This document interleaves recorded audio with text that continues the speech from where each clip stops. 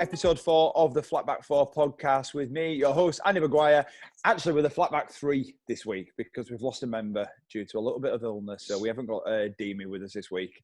But we do have the usual Scott Egan in Leeds, and we have BB, our international correspondent, who, of course, lives over in Rotterdam. And actually, BB is going to be featuring quite a lot on today's show because the Bundesliga is starting, and he has quite a lot of involvement with that at the minute. So, boys, Premier League, more or less everyone's kind of back in training. There's obviously social distancing rules. They're not really doing any contact. There's no tackling. They're doing ball work, and they're working with physios and that. How do we feel? Is it good that they're back in there now? I think the date and the times of the Premier League coming back are a little bit scatty still, but we're thinking, is it around June the 12th, or in that period if things go well? But training without actually contacting people and what? I know. I just can't deal with that. I don't know how that would be. What would you be doing? You'd be doing mostly fitness training, wouldn't you? You wouldn't really be doing any sort of ball work. I'm just thinking the only sort of ball work you can do really as a one person is really like just shooting at an empty goal or something, or just do a bit of keepy uppy. But I think that's predominantly what they've been doing over the last. I think Benteke would still miss. Benteke would still miss. Other training in single isolation. I'll tell you what, Well, I think they're training in I think they are allowed to do groups, but they are allowed to. They've just got to keep obviously the distance, and they've got to maybe they're doing long balls and stuff like that. But I mean, maybe keepers, it's probably okay because usually they isolate with themselves anyway. Then they just join in for the game at the end, don't they? But working on tactics for me, I don't know. I think maybe it's just a way to get the teams back into the club, maybe back in the familiar surroundings. It'll just be like a bit of a mini pre-season at the moment, won't it? How long have we been out now? Was it 5 or 6 weeks? Was it since Leicester beat Villa? 7 weeks, I think. Something like that. Yeah, I think it'll just be a bit of a mini pre-season. As you do in pre-season, you start off with a lot of fitness work, don't you? I don't think you get a ball in pre-season until maybe week 3 and week 4. So maybe week 1, maybe week 2, week 3, get a ball involved. How would you think, BB? Do you think that players will be that out of shape? I mean, they've had longer than pre-season off, but they have been training at home. They do know that the league is coming back. And for people like Liverpool and whatnot, they'll want to get the league done. So I'm guessing they'll have kept the fitness up. I mean, if you've been watching, Adam Lallana's been really training hard at home. He's been doing workouts online and stuff and doing live videos. So I think they're well aware that, because mentally the season is not over, is it? I think it's all about personal discipline, that, isn't it? I've seen a picture of Suarez come back, and he's got a little tub going on, hasn't he? Yeah, I saw that.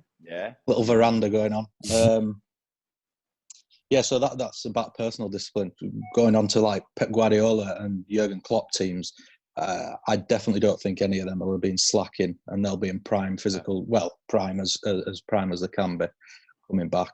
I'm not quite sure about the rest of the Premier League though. Well, they've introduced the 5 substitutions now. So regardless of fitness, is that going to really benefit teams? I mean, I suppose it will. I suppose it will to a degree, but is it going to make that much of a difference, Scott? I don't really. Not really. I don't think so. I think even 3 subs sometimes rarely gets used, does it? I think it's rather. Maybe if you're 32 or 33, and all of a sudden getting thrown back into I think for Premier League teams, specifically for Premier League teams, they've all been given fitness programs. I've seen, Jesse Lingard, I've seen on Snapchat every now and then, he's doing his own fitness programs. I mean, I haven't seen really a footballer that's not been keeping fit. I mean, if we're just looking at Leeds players from the Championship, I've been seeing Barry Douglas is constantly in training every day. So they're all keeping fit and healthy. So I think to get back into game time, I don't think fitness would be a huge issue.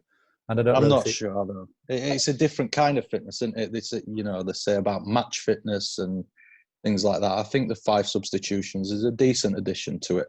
In my opinion, I think it's a decent addition to it. I don't think it can harm. Yeah, exactly. It's not a detriment to the players, game. Just get back in. What I don't like is different rules for different parts of the season. I don't feel like it's, if you're going to have a continuation of the season that you've been playing already, I don't think a change of rules means that it's the same season for me. When I've heard them saying about, they should get rid of VAR for the last few months, I can't see how that would benefit anybody. I don't know why they'd have to.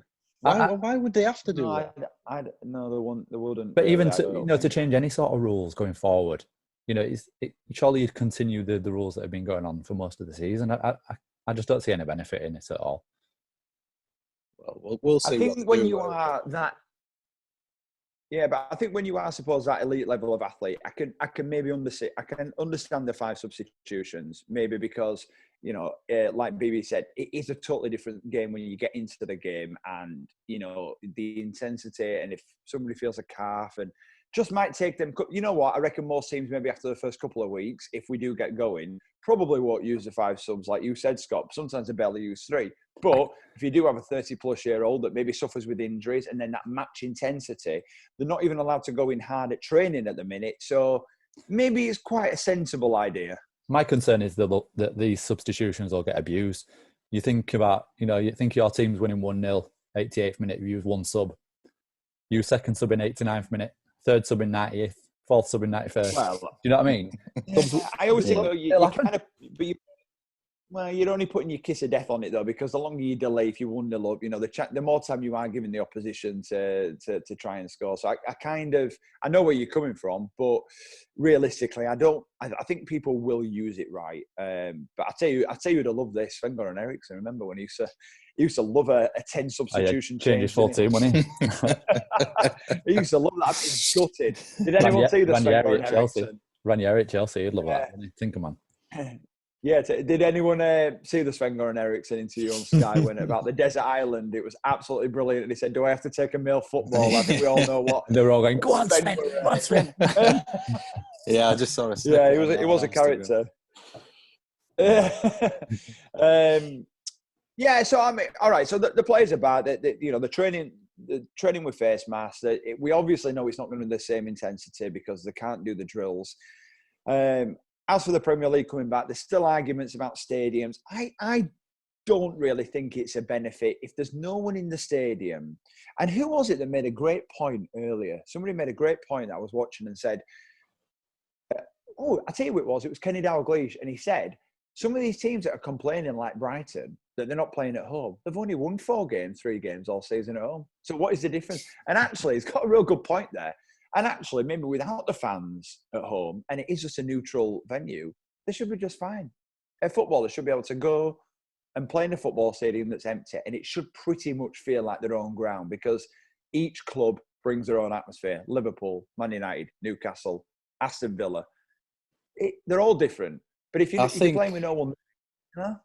Yeah, obviously, the crowd have a massive part when you play at home, but a lot of teams, well, I think nearly every team will probably have their training facility set up to replicate their home pitch. Because you have dimensions of pitches, don't you? They're not all the same size. So I think that'll probably be playing on their mind. But like you said, Andy, teams like Brighton that have won 4 games or whatever at home, what difference does it make to them? I think there's positives and negatives to it, to be honest. I think if I'm a home team, no matter if there's a crowd there, it's still good to feel at home. Do you know what I mean? I think to play at home, it's a lot different than playing away. And like you say, your training pitch is catered for your home pitch, isn't it? Yeah. So I can see the pros and cons of it. But at the end of the day, I mean, come on, we could be at this forever now. At the end of the day, it's 11 players on each team. Get out, play the football. Everyone gets a fair shout. They're all in the same stadium, and then the next stadium that they might pick might benefit them more. And that's only for me, just like going to a home, then 2 aways, and back at home. It's always a toss of a coin. Sometimes Norwich of the world can beat Man City at Man City. And you think, well, hang on a minute, everything's catered to Man City, but yet Norwich. So I think, if we're talking them tiny, minute things, I think the footballers kind of have to just get on with it and just. I have a question for you. Go on. For when we play football, well, when I used to live in England, did you have a favourite pitch where you played? Did you have a favourite stadium pitch? Yeah. absolutely. Yeah, I suppose I did. Yeah, I did. Yeah. It's just one of them sort of mental things, isn't it, in your head that True, that's my favourite pitch and I play better on that pitch. And it sounds pathetic, doesn't it? But it's true. Everybody has that sort of. Yeah, there's not like playing in front of those 9 people that we usually play in front of. and that's only for like the last 5 minutes when they're waiting to come on. When there's nobody there, it just don't feel the same, does it? When there's nobody there. Time, lads. Yeah, I mean, listen, I think I know they're in discussions about that now, and it's. I think that's going to start to iron out now. I think we're going to start seeing what is going to happen. Serie A have also said that they're coming back on June the 13th. Apparently, I think 15, 16 teams voted for the same date, and then only 4 went against it. So they're pretty much on the same page, wanting to come back. I mean, obviously, Italy, Spain, so massively affected by coronavirus. But I think everyone, apart from the French, that called it quits and that, and the Dutch league, seems like they are wanting to finish this league as well in Serie A. Obviously, different countries have had different cases of corona.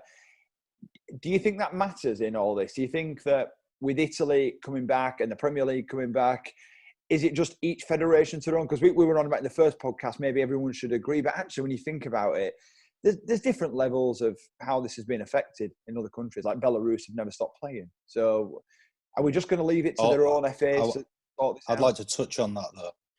There was a Belarusian game on Monday, Lokomotiv Gomel. And 2 hours later, their next game was postponed because a couple of the players tested positive for coronavirus. So, and the team that they played are still scheduled to play their match. I mean, is it? I know. Yeah, it's a weird one with the Belarus because they've really, it's a bit like what Sweden have done during the whole coronavirus. Sweden have just kind of carried on living normal life. I mean, we've got to understand that the population of these countries are nowhere near America, England, France, Spain, Italy, and everywhere. This is what I'm saying. Maybe each to their own in their FAs, they're having just to run it, and if they get it, it'll be their decision. But I think, again, the money aspect in Serie A, I mean, I'm surprised the Dutch and the French league have called it quits. Actually, I'm not surprised the French have surrendered. Yeah. That's for a different podcast. That's my history podcast, basically. But as in. The Premier League, and we know what money it's going to generate. We know it's going to lose money because there's going to be no people in the stadium. We understand that, but just getting the football back for morale. People say, you get people that don't like football. We get that. That's fine, but there's a lot of people that do, and it is the most watched sport in the world. I think each federation is going to have to, get their act together, and we're going to have to cross the bridge if anyone gets it. We saw at the weekend UFC tested people twice. I was watching Joe Rogan. They had the nose swab, they had blood tests, and I think they had to have 2 before they left. And they managed to do an event with fighters. Okay, I know there's only one-on-one, but they had doctors there, and they managed to do it. That probably gave everyone a little bit of confidence. With golf starting as well. Again, I know it's not a team game, but we're taking baby steps, and if we can get it right, and we can get some football back, I think it'd be good all round. Do we agree? Do you think? Yeah, I agree. But so I saw Danny Rose going off on one. Oh, he did, didn't he? I'm sure we all saw that. Yeah. But I was going to ask about that. Yeah, it's a funny one. Footballers, the people that are involved, so the footballers, the physios, the managers, anybody that's going to be in that stadium, surely the Premier League, Serie A, Bundesliga, all these federations have the resources to test every single person that's going to be in them stadiums at that time. Yeah. So they are surely safer than doctors, nurses, people that are being told to go back to work now in the UK. And Danny Rose saying that, I mean, I think his main issue was that somebody is telling him that he has to play football, not giving him a choice. I actually think, though, mate, I think people should be given an option. If Danny Rose doesn't want to play, he doesn't play. But I mean, it is his employer, and they say, all right, if you don't pay, then do we not pay your wages? Then it's contracts, and it's a silly thing, because if every test has been done and everyone's safe, I didn't look. Danny Rose is more than entitled to have his opinion. No problem with that. I didn't like how he did it. I think it was on an Instagram live, and he swore. I think he's got to be careful and stuff like that. And everyone can have their own opinion. But I think, like you said, if the tests are done and the right equipment's there, if he doesn't feel like he wants to play, then don't play. Yeah, I don't think nobody's forcing him to play, are they? I mean, if they're given the choice to opt out, then opt out. I don't think anybody's going to look upon them negatively for not playing. But about that? I think people. I don't think so. Well, I don't think so. I think I mean, I work in a workplace at the minute where people may or may they're unsure whether to go in certain places. And I agree with that. I'd be exactly the same. I don't think I'd want to be around 22 other lads at the minute. I agree with that, Scott, but the footballers are looked on in a completely different way to us out there. Yeah. So any reason to sort of get on a footballer's back, people will take. And if Danny Rose chooses not to play, he will definitely get a backlash from it. I think he will end up playing, though. I mean, I think he will end up. Of course he will. Of course he will. And let's not be honest, there is some footballers that do suffer with asthma, and we get that. And listen, if they're at high risk and they feel like they're not, I'm sure the club doctors will say to them, look, maybe it is. They will advise them, this is the biggest sport in the world, let alone England. I think the doctors will look at certain situations. Certain players are asthmatic or underlying heart things if they feel, and they won't play it. And that's up to a club. They have the top medics in the world in sports science. So I think it's going to be a little bit of common sense for these clubs. Yeah. Listen, let's move on because it is 25 years ago this week since Blackburn won the title. Now, when you look at, you tell kids that maybe were born in the early noughties that Blackburn were champions, 25 years ago, which, all right, I know we're in his 30s now, but I remember Blackburn winning it. And I'm not quite fair. Yeah, it's interesting that Blackburn won the Premier League, but they did, and they also did it with the backing of Jack Walker, and he was the first money man really, to put the money in. They got Alan Shearer from Southampton. They had that great team. All kind of dissolved pretty quick, but can you imagine a Blackburn winning the league now? Yeah. That is probably up there with maybe the second biggest achievement probably in Premier League history. I think even the money that he spent to put that squad together so quickly and to get them playing like they did to win the title, especially in that sort of era where Man United were becoming the force that they eventually were. I don't think it can ever be underestimated, that achievement from Blackburn. Obviously only ever eclipsed probably by Leicester. By Leicester, yeah. But again, without really the money that Blackburn at that time had compared to maybe the rest of them. I'm going to just move on quickly, BB, because I know we've not got long left. We're going to go on to Bundesliga fixtures, okay?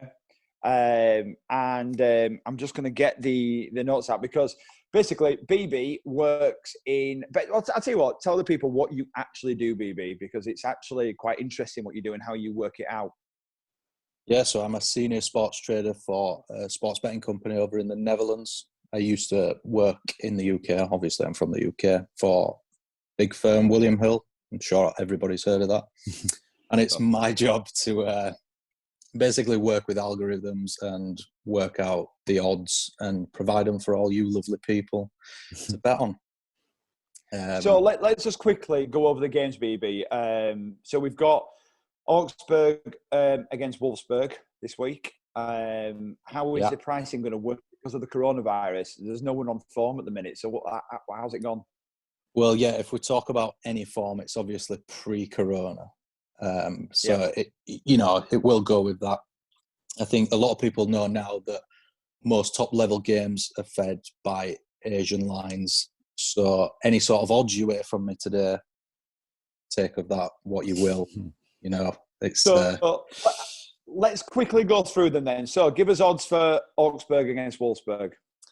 Well, I'll give you my picks for each game and what I think's a little tasty bet for you.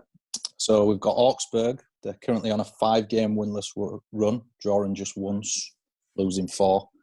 Wolfsburg have had a decent away record this season and are challenging for a Europa League spot. Couldn't get my words out there. Wolfsburg are top priced at 2.2, which is 6-5 with Betfred and Betway. Right. And they'd be my pick for that match. Second one on my list is Dortmund. BB, we're running out of time, so we've only got a few minutes left. So let's go Dortmund and Schalke. Just give us your prediction for the game then, who you think should win. So Dortmund, Schalke. Dortmund. Who do we think? Can't look past Dortmund. Dusseldorf. Okay. Dusseldorf against Paderborn. Dusseldorf, both teams to score. Oh. Okay. Hoffenheim, Hertha Berlin. I've gone for Hoffenheim. Hoffenheim, okay. Leipzig against Freiburg. Leipzig, of course. Eintracht Frankfurt against Borussia Mönchengladbach. So I've gone for Eintracht Frankfurt, but Borussia Mönchengladbach are the favourites for that game. Okay. All right. So listen, we're actually going to do a little European show with BB as well, because his knowledge of this is good, and obviously he does a lot of other sports as well. But with the German league coming back, we are going to look into it more, especially when the games get underway. Now we've only actually got a couple of minutes left. I just wanted to quickly talk about the Tevez saga. We just got a last minute on this. Tevez has been accused by Gary Neville that he downloaded his tools at Man United because he knew he was getting his move. But actually, Tevez as a player, he was world class, wasn't he? Oh. Ronaldo, Tevez, and Rooney. That front three was unbelievable, wasn't it? Even before that, when he was at West Ham, I thought he was absolutely class. Yeah. Obviously, why he got his move there, like, but them two signings were unbelievable for West Ham, weren't they? Mascherano and Tevez. Yeah, I mean, completely illegal. Completely illegal. but you know, nobody cares about that. But nobody cares about that. Alan Pardew was smiling, thinking, "How the hell did I get these two players?" But they did. But yeah, I mean, Gary Neville said that he downloaded tools, but apparently he scored 15 goals that season and set up 8 or 9.